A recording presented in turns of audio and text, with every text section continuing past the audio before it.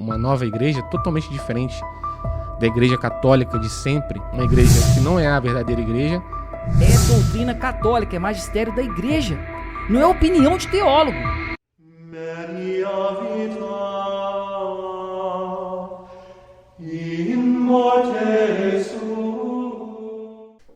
Salve Maria a todos! Sejam novamente bem-vindos aqui ao canal Chats Fidelio. Meu nome é Leonardo. Salve Maria a todos, sejam bem-vindos. Meu nome é Marcel.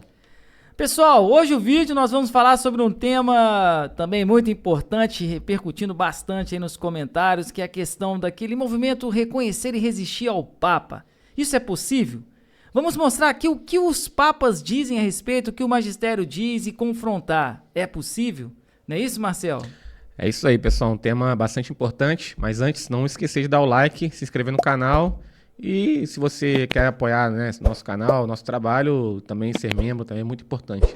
Mas se não, dá o like aí que ajuda bastante, tem ajudado, né, porque nossos vídeos ultimamente têm alcançado bastante pessoas, né, pessoas fora do tradicionalismo até, pessoas protestantes, até mesmo ateus, né. Nosso vídeo aí das freiras já ultrapassou 50 mil visualizações, né? Estamos quase aí nos 6 mil inscritos aí. Agradeço muito a vocês que tenham nos apoiado aí com o like, com o compartilhamento dos vídeos. Verdade, Marcel, chegando a quase 6 mil inscritos, graças a Deus, né? É muito importante isso mesmo. Agora, Marcel, reconhecer e resistir, né? Há pouco tempo a gente estava até conversando a respeito disso, né? E as pessoas que adotam essa posição, elas partem do princípio que esses atuais papas, eles não agem ex cátedra, né? Toda aquela situação das condições que o Vaticano I diz, né? E falam que as encíclicas, os ensinamentos, eles não estão falando ex cátedra. O que eles falam ex cátedra, eles dizem que é coerente com a verdade. Mas tudo bem, vamos começar o vídeo partindo do princípio que seja isso. Eles não estão falando ex cátedra. Mas qual é a outra condição básica para um papa ser papa? A condição básica, né, que diz, né, a doutrina católica é ser homem e católico. E católico. Né? Eles são católicos? Pelas atitudes, né, nós sabemos que não. Né? Só se a gente para pensar, eu como católico, por exemplo, dar os exemplos mais escandalosos, né, da história aí dos últimos 5 papas, né, desde de Pio XII, desde João XXIII. Roncalli, Paulo VI... Isso. João Paulo I, João Paulo II, Bento XVI e Francisco. Então, por exemplo, eu como católico jamais beijaria o Corão. Verdade. Né? Se eu visse um católico fazendo esse tipo de gesto, eu diria que ele não é católico. Né? É a mesma coisa de eu, por exemplo, eu frequentar um centro de uma religião de matriz africana. Isso aí não significa que eu não sou católico. Não é verdade? É verdade. Fora as outras coisas mais, né? Que, por exemplo, se eu fosse filiado a uma loja maçônica, eu seria católico. E a gente tem exemplos de papas que frequentavam lojas maçônicas. Né? Participar de culto pagão, bebendo cálice lá do ritual, né? Ou rezar junto com um muçulmano virado para Meca. Isso são provas materiais e evidentes de que não tem como ser católico. Atitudes dessas não tem como a pessoa ser católica. Então, se ela não é católica, ela nunca foi papa. Exatamente. E o interessante é que as pessoas que defendem essa posição, esses dias me mandaram um vídeo daquele Instituto Plínio Correia. E ele falando sobre esse movimento reconhecer e resistir. Até falaram para fazer um react que fala, né? Para poder refutar. Um react. React, né? E até é bom depois, futuramente, a gente tentar fazer com o padre isso. Mas só que o argumento que ele utiliza? Ele estava pegando documentos do Concílio Vaticano II e opiniões de teólogos. Eu não estou dizendo que os teólogos a gente não deve levar em consideração. Claro que deve. Mas o magistério está acima do teólogo. Dos teólogos. A gente sabe que o magistério, ele é o porto seguro ali, né? Os ensinamentos dos papas. É a coluna a qual a igreja se sustenta, Exatamente. Né? O magistério, o Sagrado Então, Escrituras. o que a proposta hoje aqui é trazer justamente o magistério e o direito canônico, que é a Constituição da igreja. A gente pode dizer isso, né? A Constituição da igreja. Disso que a gente começou a falar aqui, ó. Vou pegar alguns cânons aqui, ó. O 1258, olha o que diz, ó. Em nenhuma circunstância é lícito aos fiéis assistir ativamente ou participar nas funções sagradas dos não católicos. Por motivo de um cargo civil ou ao prestar uma homenagem com uma causa grave, que em caso de dúvida deve ser aprovada pelo ordinário, pode-se tolerar a presença passiva ou puramente material nos funerais dos não católicos, em casamentos ou outras solenidades semelhantes, contanto que não haja perigo de perversão ou escândalo, ou seja, é proibido participar. Só em casos graves, mas é de forma passiva. Vai me dizer que o Roncalli participou de forma passiva daquelas cerimônias. Exatamente. Passiva talvez, né, um casamento, por exemplo. Realmente, a igreja é lícito, né, por uma questão social, um casamento protestante, né, você vai lá por questão social, você fica ali de forma passiva, né, você não vai participar de forma ativa, né, direta, mas por uma questão social a igreja até tolera essa situação. Agora, dizer que essas cerimônias pagãs, que esses papas participaram de forma passiva, isso aí vai contra a inteligência humana, né? Porque é claro e evidente que não foi de forma passiva. Bebeu o cálice naquele que João Paulo II bebeu no culto pagão, foi de forma passiva? Lógico que não. Aí vamos dizer, mas talvez na consciência dele ele estava fazendo certo, como é que a gente vai julgar a consciência? Mas peraí, ele é papa, é doutrina católica. Como que ele não sabia que aquilo era errado? Impossível. O Papa é infalível. Ele não pode falhar. Verdade. Ele é revestido pela infalibilidade em todos os seus atos. Quando se está cuidando de questões doutrinárias da igreja, ele tem que ser infalível. Né? Não só... Né? Então, aí entra nessa questão do ex-cátedra, das condições. Isso, é que eles partem. Mas, então, por isso que a gente já iniciou assim, né? Vamos pegar então do lado que isso aí seja verdade, segundo eles. O fato de não ser católico, ele não pode ser papa. Olha o Cânon 2209, ó. O fato de elogiar o delito cometido, participar de seus frutos, ocultar e encobrir o delinquente e outros atos posteriores ao delito, já plenamente consumado, podem constituir novos delitos, ou seja, elogiar o delito. O que Francisco fez? Estátua do maior heresiarca da história, que é Lutero. Ele homenageou os 500 cara. anos da Revolução Protestante, né? Uma estátua, né? Uma homenagem com uma estátua no Vaticano. A gente mostrou o selo também, lembra do selo? Que tem o selo com a imagem de Lutero. E é o maior heresiarca da história da igreja, foi Lutero. E sem falar na Pachamama. Sem dúvida. Outras situações, né? Outras blasfêmias, né?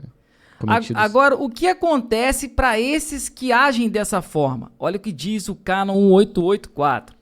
Por renúncia tácita admitida pelo próprio direito, ficam vagos ipso facto e sem qualquer declaração quaisquer ofícios se o clérigo apostatar publicamente da fé católica. Olha aí, agora o Cânon 2314. Todos os apóstolos da fé cristã e todos e cada um dos hereges ou cismáticos incorrem ipso facto em excomunhão. Se depois de advertidos não se corrigirem, devem ser privados dos benefícios, dignidades, pensões, ofícios ou outros cargos que tiverem na igreja. Então ele não pode exercer nenhum cargo se ele não é católico. Aí pode falar assim, mas ele não foi advertido, né? A gente tem vários exemplos de advertências que foram feitas, né, por pessoas de movimentos tradicionalistas. Aquela carta, lembra? A carta que foi mandada. Né, e a própria crítica a esses atos, né, que foram críticas públicas, né, não só na época pela fraternidade, pelos tradicionalistas, né, que eram contra esses atos. Essas críticas públicas já é uma advertência, né? Porque o suposto Papa, ele tinha acesso a essas críticas, né? Ele sabia dessas críticas. Então a advertência ela foi feita e é feita até hoje, né? Quando Francisco ele fala do sede-vacantismo, da existência do sede-vacantismo, ele está totalmente ciente da posição sede-vacantista e das críticas que são feitas. Ou seja, a advertência ela está inserida nesse contexto, né? Falar que ele fez por ignorância e quando feita a crítica, a advertência, ele não se emenda, né? Então, ele não volta atrás. Não volta atrás. Aí, isso aí que você falou, a Mysticis Corporis Christi de Pio XII, olha o que fala. Mas só devem ser contados, de fato, entre os membros da igreja os que receberam as águas regeneradoras do batismo e professam a verdadeira fé. Então, se eles não professam a fé, como já é evidente e claro isso publicamente, eles não são membro. Como que não sendo membro pode ser um papa? Né, rapaz? São apóstatas, né? É difícil conceber, né? E Deus nos dá a graça de chegar a essa conclusão pelo que eles externam, né? Pelas atitudes, né? Nós chegamos a essa conclusão só de estudar, né? Desde lá de João 23, né? Não só a questão dele ter sido maçom, né? Que é uma especulação que é feita, né? Logicamente a gente não tem uma prova material, inequívoca. Mas o que ele fez depois... Mas o que ele fez depois... Depois as falas, né, que a gente trouxe, né, já várias vezes nesse canal, nos faz concluir que João 23, ele não foi papa. Ele não foi papa porque o papa ele é infalível, não pode falhar. Se o papa falhou, né, isso significa que ele nunca foi papa. Aí vem os argumentos, né? Ah, mas espera aí, foi Pio XII que escolheu os cardeais que lá estavam e elegeram Roncalli. Mas Deus permite o mal também. Por que Deus permite o mal? São Paulo fala, é o mistério da iniquidade, a operação do erro. Pio XII não imaginava que desencadearia isso depois. O fato de ter colocado cardeais lá, o que Paulo fala? Por não amar a verdade, vivereis na mentira. Deus permitiu que isso acontecesse. É profético, né, cara?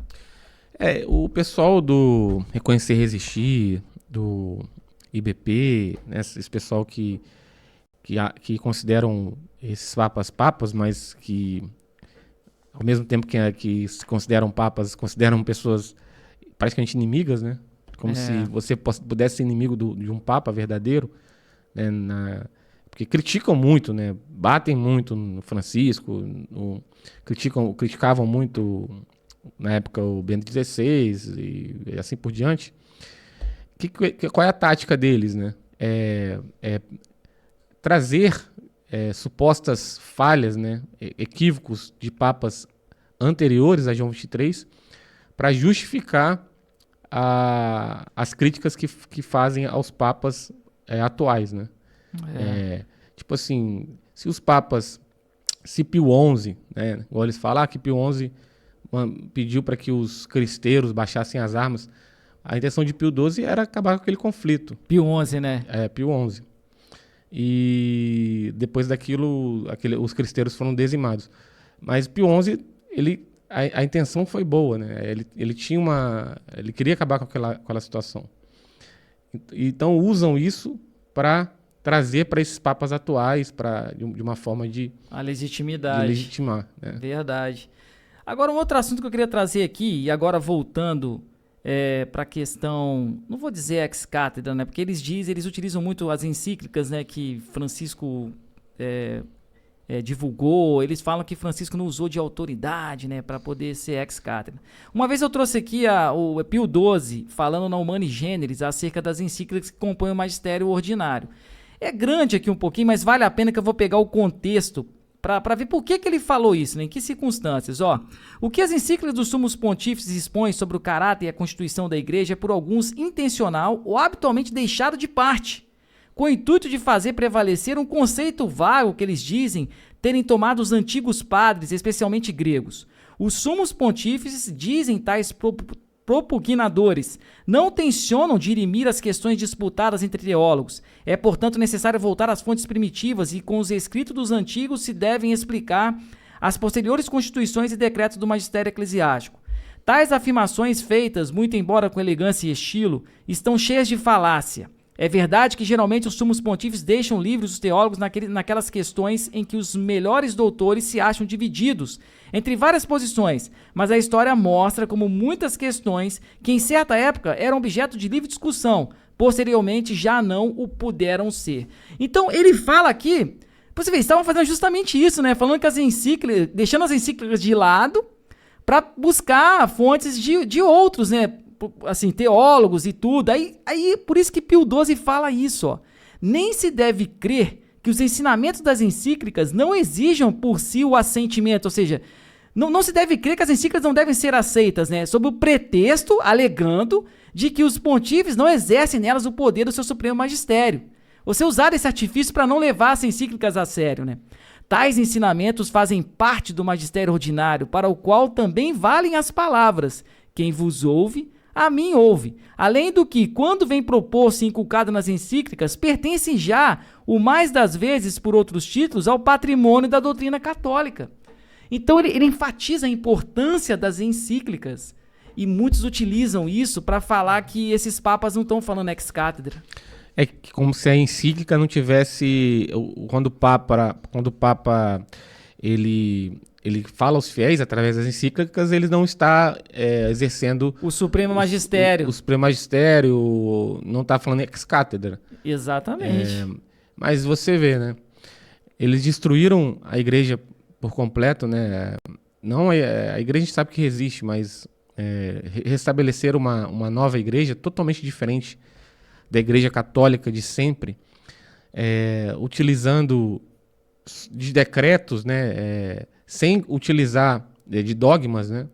Então, nada disso foi feito, toda essa destruição foi feita sem o ex-cátedra, né? Então eles podem ficar destruindo, então, quebrar tudo e tá tudo certo. Eles podem acabar com a igreja. Então, quando, por exemplo, quando eles aprovarem a ordenação de mulheres, o que vocês vão dizer? Não foi ex-cátedra, então tá tudo certo. Por exemplo, quando ele aprovar, por exemplo, aceitar, né, os anticoncepcionais, os métodos contraceptivos, né, abortivos, vocês vão dizer o quê? Porque não é ex-cátedra, então tá tudo certo. Tá tudo certo. Então destrói-se a igreja, né? E tá tudo bem porque não é ex-cátedra, então ele continua sendo papa. Esse é o argumento? E você falou dos decretos aqui, ó, importante esse ponto do Vaticano I, justamente o que você falou, cara. Porém, já que não é possível evitar a heresia, a não ser fugindo também daqueles erros que se aproximam mais ou menos dela, lembramos a todos o dever de observar também as constituições e os decretos pelos quais esta Santa Sé proscreve e proíbe tais opiniões perversas que não vêm aqui enumeradas. Tá vendo, cara? Ou você fica com todo o magistério, doutrina da igreja e com tudo que o Papa ensina, ou você não fica, né? Agora ficar escolhendo, né? Isso aí eu não quero. Isso aqui eu aceito, isso aqui eu não aceito. Isso não existe. A igreja é uma instituição perfeita. A igreja é una, santa, católica, apostólica. Ela se reveste de todo o poder dado por Deus a Pedro. Então não tem isso de você querer só aceitar certas coisas e não aceitar outras, né? Ou você está 100% com o Papa, ou você não está. Ou você não está. Você não pode estar 50%, 30%. Né? Não é esse o papel do católico. Porque o Vaticano I também diz, porque não foi prometido o Espírito Santo aos sucessores de Pedro para que por revelação ao Senhor manifestasse uma nova doutrina, mas para que com assistência guardassem santamente e expusessem fielmente a revelação transmitida pelos apóstolos, isto é, o depósito da fé. Eles ensinam tudo o contrário. Se você pegar, é uma outra igreja, realmente, né, cara? Uma outra igreja estabelecida e a inteligência humana, Deus nos deu uma inteligência para discernir coisas como essa situação da igreja. Estabeleceu tudo novo. Então não precisa você ser um doutor, um teólogo, até uma simples pessoa de pouco conhecimento, ela percebe a diferença, né, entre a igreja de antes e a igreja de hoje. Eles não só reformaram a igreja uma parte, não. Eles mudaram tudo. Tudo. Não foi só o Concílio Vaticano II, foi tudo. Foi a missa, foi as ordenações, foi as sagrações, tudo foi modificado. Se estabeleceu uma nova igreja. Então, assim, não tem como, é muito evidente. Você comparar a igreja católica com a igreja estabelecida, essa nova igreja, não tem como você dizer que é a mesma igreja. Senão, a não ser que você acredite na evolução. Na evolução da palavra de Deus, do relativismo, dos dogmas e assim por diante. Aí tudo bem, se você crê nisso, que logicamente isso é uma heresia, aí você pode considerar que essa igreja é a igreja verdadeira, que é a igreja católica, a igreja de Cristo. Agora, você crendo que a doutrina ela é estabelecida de forma absoluta, né, que não pode ser alterada, a verdade ela permanece, ela não é alterada, Não tem como conciliar as duas coisas. São coisas totalmente diferentes. Ou você fica na nova, ou você fica na igreja de sempre. Você falou agora um ponto interessante que eu vou trazer aqui, já que você comentou, a questão da evolução dos dogmas. Olha o que diz o Vaticano I na Constituição Dei Filius. Isso aqui é ex-cátedra. Olha o que ele fala, ó. Se alguém disser que, às vezes, conforme o progresso das ciências, se pode atribuir aos dogmas propostos pela Igreja um sentido diverso daquele que ensinou e ensina a Igreja, seja excomungado. Agora vamos pegar o Vaticano II. Olha o que Paulo VI fez. Para ver que é o contraste, ele está fazendo exatamente o contrário que foi determinado pela Igreja. Além disso, acontece que, às vezes, uma certa verdade dogmática, no primeiro momento, seja expressa de modo incompleto, mas nunca falso, e que depois, num segundo momento, considera no mais amplo contexto de fé ou de conhecimentos humanos, receba mais completa e perfeita expressão. Por outro lado, tem acontecido também que no mesmo uso habitual da Igreja, algumas dessas fórmulas foram substituídas por expressões novas, que propostas ou aprovadas pelo Sagrado Magistério, significam a mesma coisa, de modo mais claro e completo, contrariando o que foi falado no Vaticano I. E olha o que Pio XII fala no Humanae Generis, cara, olha... Exatamente o contrário que Paulo VI fez. Por isso, não acham absurdo, mas absolutamente necessário, que a teologia, segundo as várias filosofias de que se serve, como instrumento no decurso dos tempos, vá substituindo as noções antigas por outras novas, de sorte que por modos diversos e até de alguma forma opostos, mas como dizem, equivalentes, traduzam de modo mais humano as mesmas verdades divinas. Acrescentam, enfim, que a história dos dogmas consiste em expor as várias formas sucessivas de que se revestiu a verdade revelada, segundo as várias doutrinas e opiniões que foram aparecendo ao longo dos séculos. Mas é evidente, pelo que acabamos de dizer, que essas tentativas não só levam ao chamado relativismo dogmático, mas na realidade já o contêm, e com toda certeza são tentativas favorecidas redobradamente pelo desprezo da doutrina comum ensinada e dos termos em que ela se exprime. Aí podem falar, mas essa encíclica de Pio XII não foi ex-cátedra. Mas e o Vaticano I, na Dei Filius, na Constituição, não foi ex-cátedra? Tá entendendo? A malícia que fazem. A tática é essa, né? É separar... isso aqui não é ex-cátedra, isso aqui é ex-cátedra. Isso aqui eu fico, isso aqui eu não fico, não. Como se o Papa, ele, a partir do momento que ele está ensinando, né, a doutrina católica, ele está falando ex-cátedra. Você não pode ficar... discernindo, né, porque que é o que não é. Senão nunca vai ser ex-cátedra, né? Igual você falou, eles vão ficar destruindo a igreja, nunca vai ser ex-cátedra. Vai aprovar, igual eu falei aí, ordenação de mulheres. Não é ex-cátedra. Então ele é papa. Ele não falou ex-cátedra.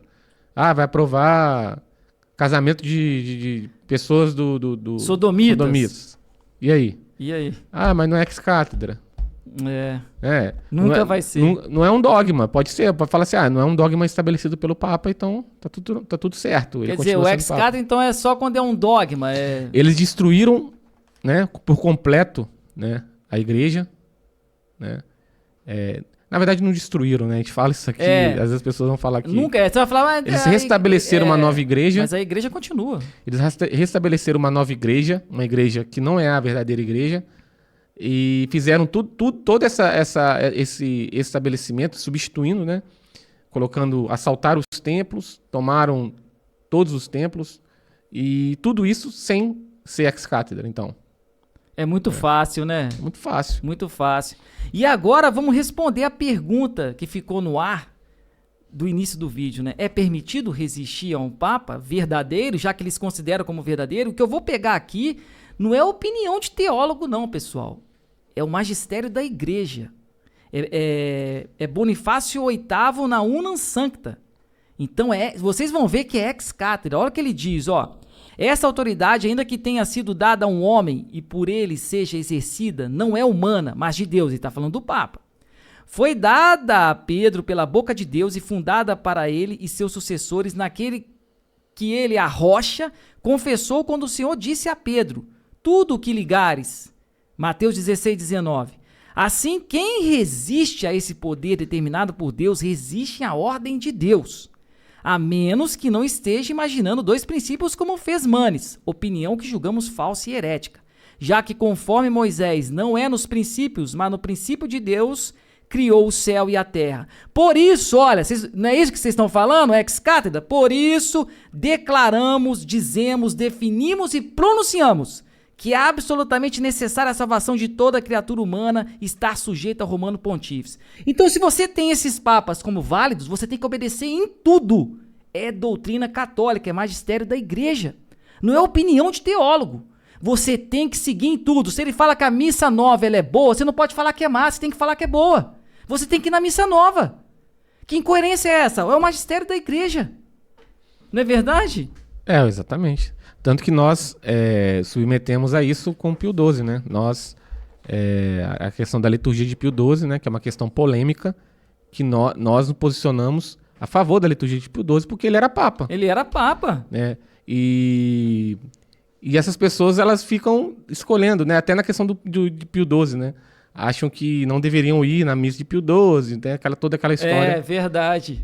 Mas isso aí acabou com esse seu último... Essa última leitura aqui, né, cara? Não tem nem o que dizer.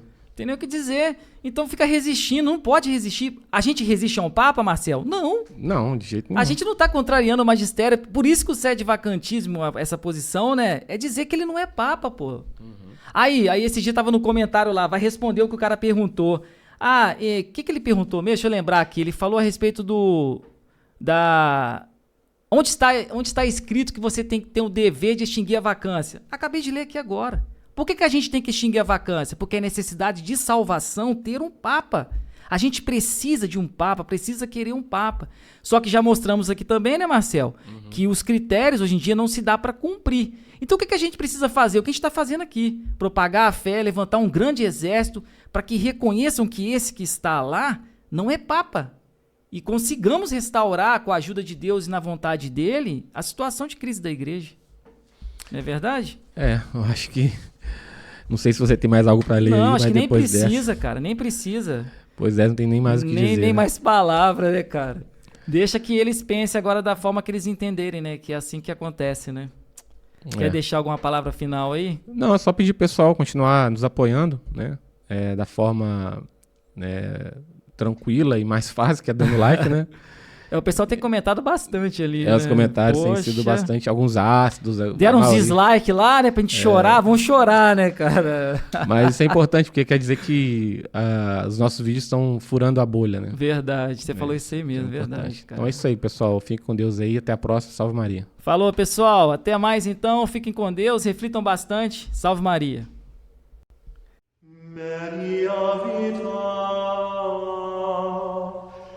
In morte